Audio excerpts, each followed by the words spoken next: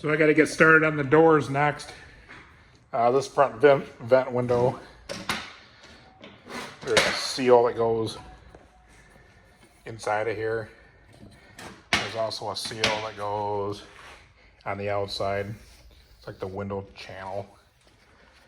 That's the vent seal there. And that's the second one I pointed out. I also bought electric windows. Here's those regulators that need to be put in. Here's the stock one. Hand crank went right there. Now you can see a electric solenoid will drive it. So that's got to get bolted into the new carbon fiber doors. Here's the old door. I got it out of storage, so. But all these little tiny holes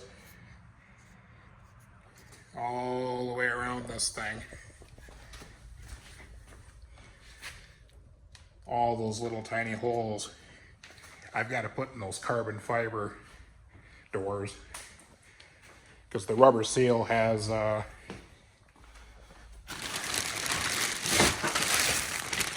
of hard to see in this plastic, but you can see right there those little posts go into those little holes, so you have a rubber seal all the way around the door. When these carbon fiber doors came, there wasn't any holes in them whatsoever. At the time, all I did was cut out those great big holes.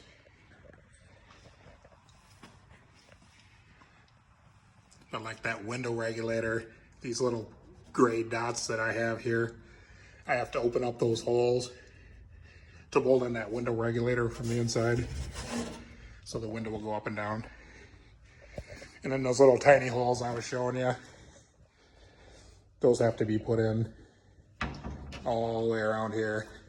And they are not marked in any way, shape, or form. Some of the other ones you can see a slight indent. It's kind of hard to see on the camera, but there's a little indent where all those holes.